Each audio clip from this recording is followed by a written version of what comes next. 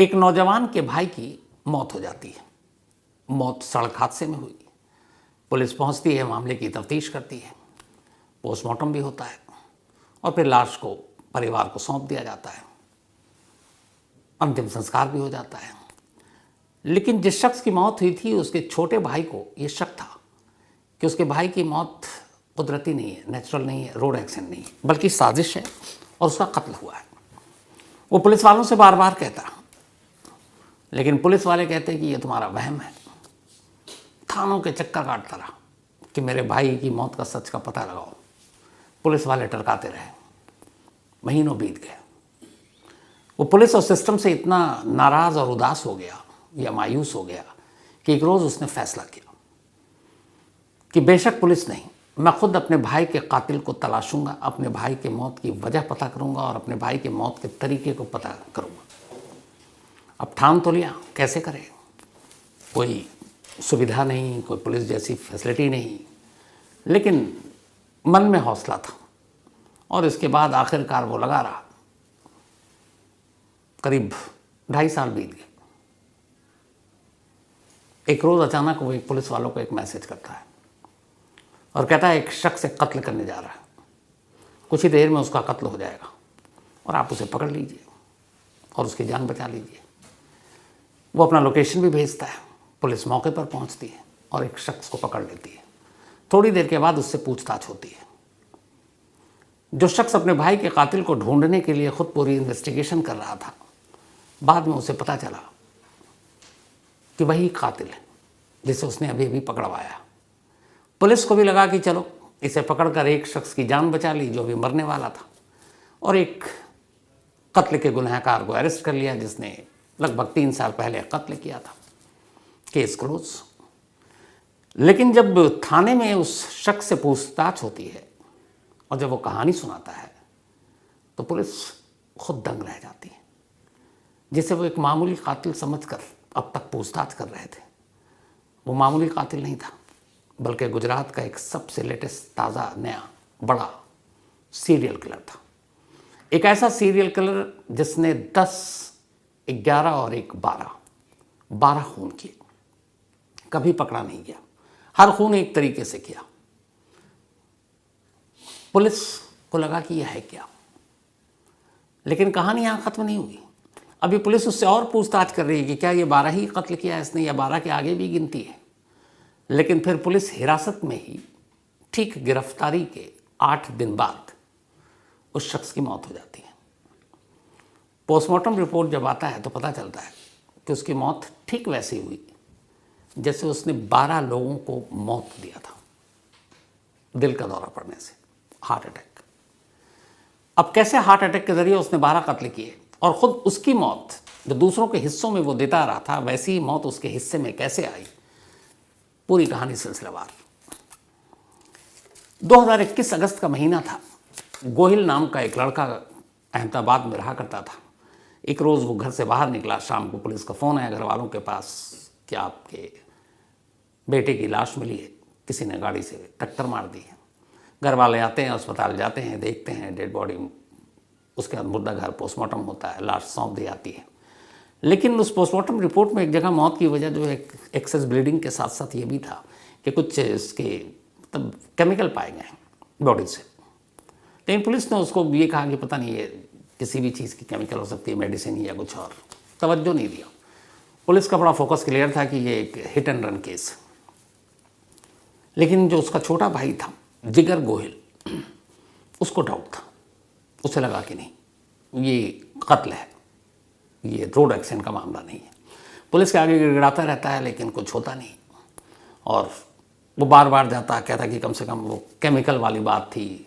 एक hit and run case में उसका भाई ड्रिंक भी नहीं करता और कोई बुरी आदत नहीं है, तो बॉडी में केमिकल कहाँ से मिला? एक साजिश है, जांच कीजिए। पर पुलिस वाले वही है कि जब तक कुछ ऊपर से प्रेशर ना हो, कोई मीडिया ट्रायल ना हो, उस टाइप के केस में ऐसे ही निपटा देते हैं। तो वो बेचारे उस जिगर को निपटाते रहे, लौटाते रहे थाने से। वो बैरंग लौटता रहा, महीनों बीत गए और तब जिगर ने यह फैसला किया कि पुलिस को छोड़ो, मैं खुद इस मामले की तफ्तीश करूँगा। अब उसने तफ्तीश शुरू की। सबसे पहले उसने अगस्त 2021 में उसके भाई की डेथ हुई थी। जून जुलाई से अगस्त तक उसके अपने भाई के सारे मोबाइल के बिल निकाले, उसमें कॉल डिटेल निकाला, क्योंकि CDR और बाकी चीज़ें हासिल करना पुलिस के लिए आसान है, काम आदमी तो कर नहीं सकता। तो उसने वो सारे बिल विल सब कुछ निकाला और उसको ट्रैक करना शुरू किया। फिर भाई के दोस्तों से बात करनी शुरू की। जब ये सारे चीज़ें कर रहा था तभी उसे अचानक कुछ वक्त के बाद, कुछ महीने बाद ये एहसास हुआ कि आखिरी वक्त में भाई उसका करीब महीना या 1.5 महीना पहले अपनी मौत के एक शख्स के बड़ा कांटेक्ट में था, और वो शख्स था एक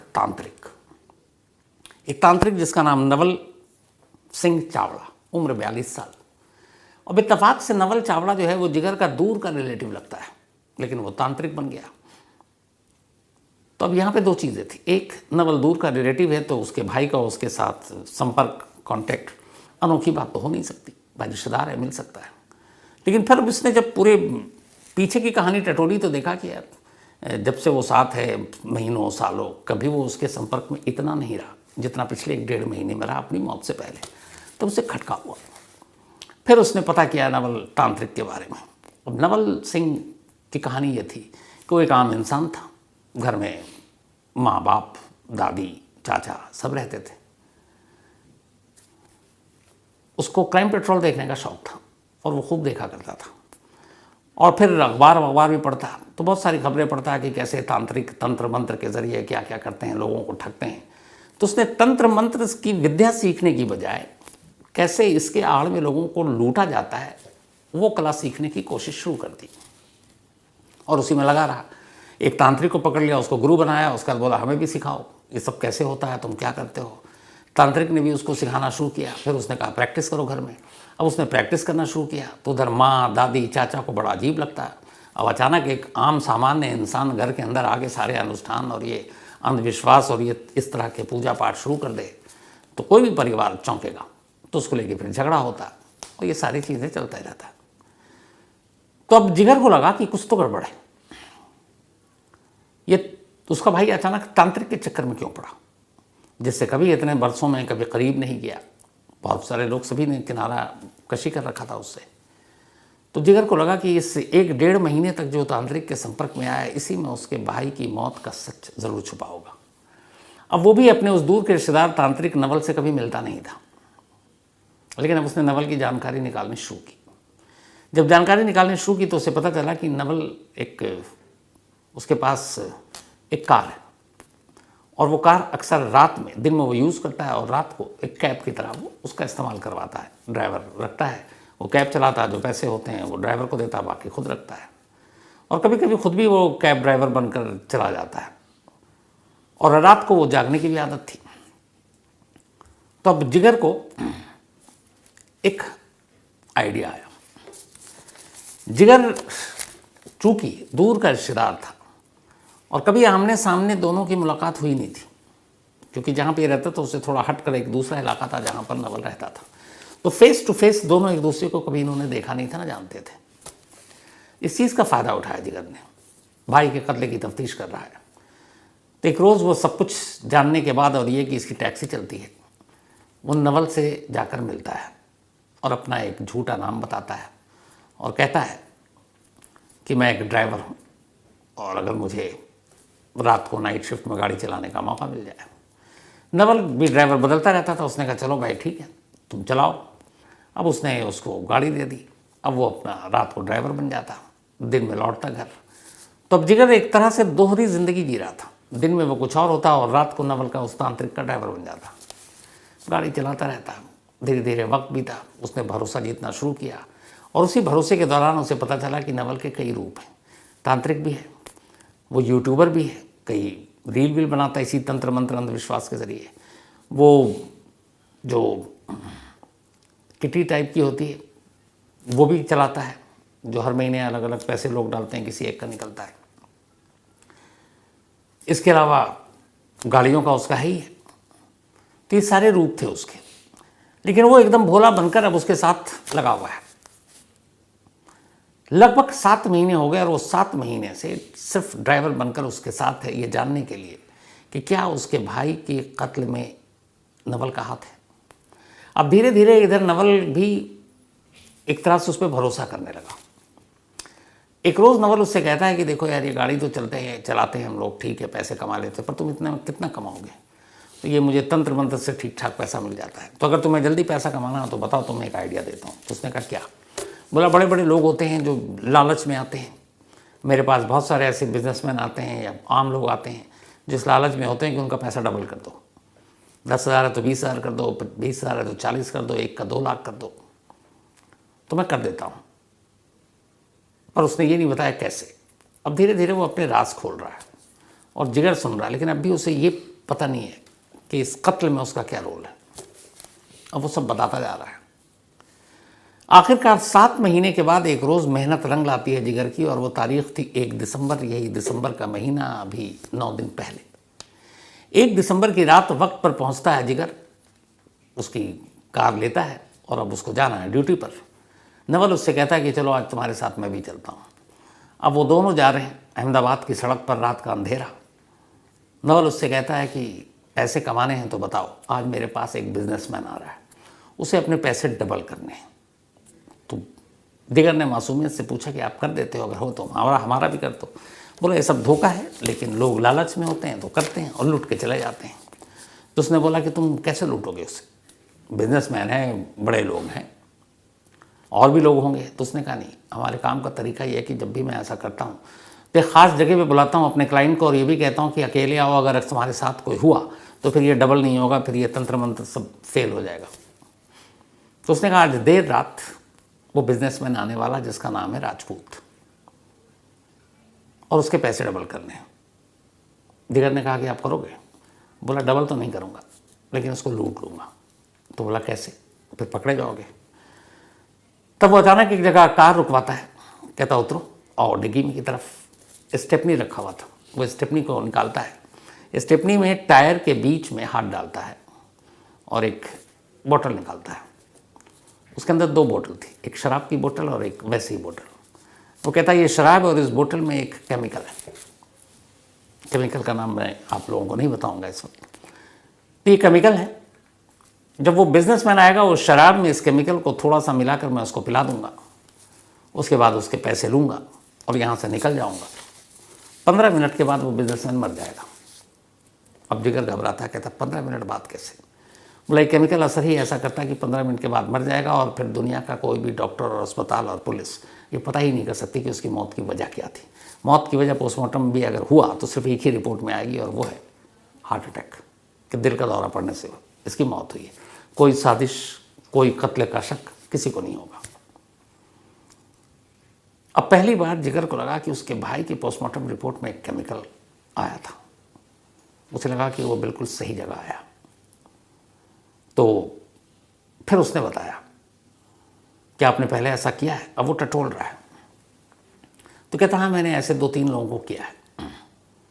फिर वो कहता है कि 1-2 लोगों को ऐसे ही कार में किया, फिर वो जब बेहोश हुआ जैसे ही तो मैंने कार से नीचे गिरा दिया। फिर एक इत्तेफाक से एक ऐसे ही केस में एक मैंने जब सड़क के किनारे गिराया तो वो किनारे नहीं, थोड़ा सा बीच सड़क पर था, और उतनी देर में एक तेज़ रफ्तार गाड़ी आई और उसको कुचल कर निकल गई। उसने कहा ये बात 2-2.5-3 साल पुरानी है। अचानक जिगर को याद आया कि उसके भाई की कहानी सुना रहा है। अब उसके भाई का कातिल उसके सामने था, वो उसके साथ 7 महीने से रह रहा था। लेकिन अब यहाँ नई कहानी ये थी कि कुछ देर के बाद एक बिजनेसमैन आने वाला और उसको ठीक उसी तरह मारा जाने वाला जैसे उसके भाई को 3 साल पहले मारा गया था। जिगर ने कहा अपने भाई के कातिल को तो मैं पकड़वा लूँगा, लेकिन एक बेगुनाह की जान भी बचाने का यही मौका है। वो बहाने से उसने कहा ठीक है, उसको आने में वक्त था। उसने 3 साल पहले इतने थाने के चक्कर काटे थे अपने इसी भाई के केस में कि वो बहुत सारे पुलिस वालों के नंबर उसके मोबाइल में, और उनके साथ एक तरह से दोस्ती भी हो गई थी। दूर जाकर उसने एक पुलिस वाले को मैसेज भेजा। उसने कहा थोड़ी देर के बाद एक बिजनेसमैन का मर्डर होने वाला है, और मर्डर इस तरीके से होगा, और लोकेशन ये है, और मैं इस वक्त वही हूँ। वो पुलिस वाला उसे जानता था। जब उसने मैसेज पढ़ा तो उसे लगा कि ये झूठ नहीं बोल रहा है। फ़ौरन पुलिस की टीम उस बताए हुए लोकेशन पर पहुंचती है। जब पहुंचती है तो वहाँ नवल और जिगर दोनों मौजूद, कार भी मौजूद। पुलिस को देखकर नवल थोड़ा सा घबराता है, और जैसे ही पुलिस वाले को देखता है अब जिगर पुलिस की तरफ जाता है और कहता है कि मैं आपको 3 साल से कह रहा था कि मेरे भाई की मौत नेचुरल डेथ नहीं थी, रोड एक्सीडेंट नहीं था, एक साजिश थी, पर आप लोगों ने मदद नहीं की। पर मैंने अपने भाई के कातिल को ढूंढ निकाला, और ये रहा मेरे सामने जो खड़ा हुआ शख्स, यही मेरे भाई का कातिल है। नवल हैरान कि हो क्या रहा। तब तक पुलिस वालों ने उसे पकड़ा और वो अपने बचाव में कह रहा, साहब मैं तो बेकसूर, मैंने कुछ किया नहीं। अब दिगर बता रहा है कि एक बिजनेसमैन है राजपूत नाम का जो आने वाला है। पुलिस की एक टीम उस बिजनेसमैन को अब कांटेक्ट करती है और पता चलता है कि वाकई वो अपने पैसे डबल कराने के लिए आने वाला है। इज्जत की वजह से वो कहता है कि मेरा नाम मत लीजिए। अब दूसरा सबूत ये था कि क्या वाकई आने वाला था और उसको मारा जाने वाला था। तो जिगर के हिसाब से स्टेपनी में उसने एक केमिकल दिखाया और शराब की बोतल। पुलिस ने फिर से डिग्गी खोली और उसके बाद उस स्टेपनी को निकाला, उसके अंदर एक केमिकल और शराब की बोतल। अब इन सारी चीज़ों को जब्त कर नवल को गिरफ्तार कर पुलिस थाने लाती है। केमिकल को लैब भेज दिया जाता है टेस्ट के लिए। अब नवल से पूछताछ होती है। रात का वक्त था जब गिरफ्तारी हुई। सुबह होते होते नवल तोते की तरह कहानी सुनाने लगता है और सुबह होते होते खुद अहमदाबाद पुलिस को लगता है कि जिस तांत्रिक को वो एक कत्ल के इल्ज़ाम में पकड़ कर लाए हैं और जिस तांत्रिक को एक होने वाले कत्ल से पहले पकड़ कर लाए हैं, वो इससे बड़ी चीज़ है। क्योंकि अब तक जो उसने कहानी सुनाई उसके हाथों हुए कत्ल की गिनती 12 तक पहुंच गई थी। फिर उसने अपनी दास्तान जो बताई उसके हिसाब से 10 साल पहले वो कुछ तांत्रिकों के असर में आया, उसे पैसे कमाने थे। एक तांत्रिक ने बताया कि लोग बड़े लालची होते हैं, इंसान फितरती लालची है, तो सोना या पैसे डबल कराने के चक्कर में तांत्रिकों के आगे पीछे घूमते हैं। तो बहुत से तांत्रिक उन्हें लूट कर भाग जाते हैं, दूसरे शहर पहुंच जाते हैं। कुछ तांत्रिक ऐसे हैं जो मार देते हैं। तो उसने कहा कि चल तुझे ये गुर सिखाता हूँ। फिर उसने ये सीखा। अब ये कि कैसे करें, उधर वो एक क्राइम शो देखता था। क्राइम शो से उस केमिकल के बारे में पता चला कि इसको पीने से मौत की वजह असली सामने नहीं आ पाती, इवन पोस्टमार्टम रिपोर्ट में। तब उसने सोचा कि ये केमिकल कहाँ मिलेगा। उसी शो के दौरान और बाद में स्टडी के दौरान उसे पता चला कि इस केमिकल का इस्तेमाल ड्राई क्लीनिंग के शॉप में होता है। कपड़ों की धुलाई और उसके लिए भी इस केमिकल को यूज़ किया जाता है। अचानक उसे याद आया कि उसका एक दोस्त एक ड्राई क्लीनिंग शॉप में काम करता है। वो उसके पास गया। उसने कहा तू जो ये केमिकल लेकर आता है, मुझे इसकी शीशी चाहिए। दोस्त को कुछ भनक भी नहीं, उसने कहा ये ले, दे दिया। अब वो घर आया। अब वो अपना ये तंत्र मंत्र शुरू कर चुका है, घर में प्रैक्टिस कर रहा है। परिवार को लगा कि ये किस रास्ते पर जा रहा है। माँ, दादी, चाचा हमेशा इसके ऊपर गुस्सा करते। तो उसे लगा कि पहला एक्सपेरिमेंट क्यों ना घर में ही कर दें। पहला कत्ल उसने अपनी दादी का किया 10 साल पहले, क्योंकि दादी सबसे ज़्यादा टोकती थी। टोकती इसलिए थी कि उसकी नज़र में वो उसका पोता था, लेकिन पोते के दिमाग में कुछ और था। दादी के इस डेली के नोक झोंक और उसके रोक टोक से कि तू ये क्या तंत्र मंत्र के चक्कर में पड़ा है, उसने एक रोज़ दादी के पानी में वही केमिकल मिलाकर दे दिया। दादी की मौत हो गई। घर में लगा बुजुर्ग, उम्र, पोस्टमार्टम भी नहीं हुआ, अंतिम संस्कार हो गया। इसके बाद उसने अपनी माँ को भी वही केमिकल दिया, फिर माँ का कत्ल किया। इसके बाद चाचा उससे झगड़ा करते थे, उसने चाचा को भी वही केमिकल दिया, चाचा को मार डाला। 3 कत्ल तो उसने घर में कर दिए। और चूंकि ये घर में कत्ल थे, कोई शक वो भी नहीं, कहाँ क्या, अस्पताल, पोस्टमार्टम, तीनों के संस्कार हो गए, बात दब गई। अब उसका हौसला खुला।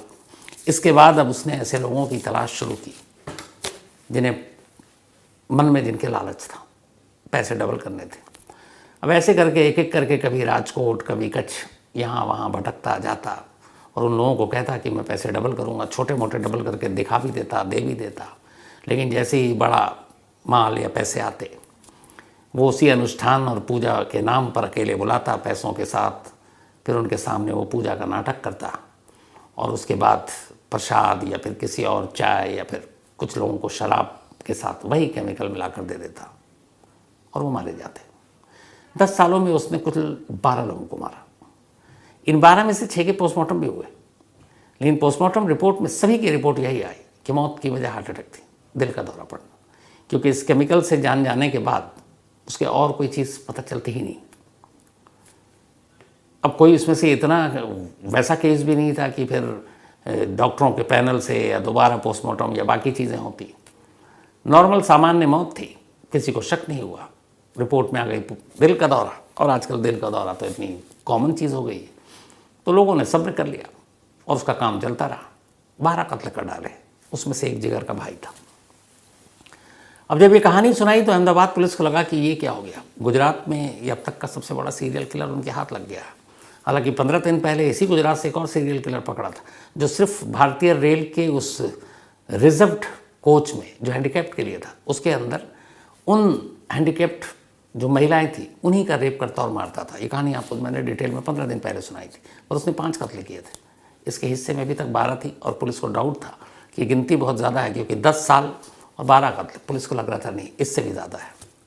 लेकिन उस सच्चाई तक पुलिस पहुंचती, अदालत ने नवल को 10 दिसंबर तक के लिए पुलिस कस्टडी दी थी कि आप पूछताछ करो। 10 दिसंबर यानी आज के दिन उसकी पुलिस कस्टडी पूरी होने जा रही थी।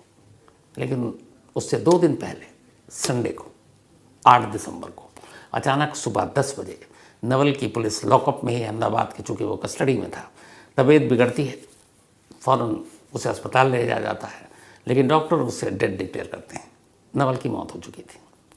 इसके बाद नवल का पोस्टमार्टम होता है।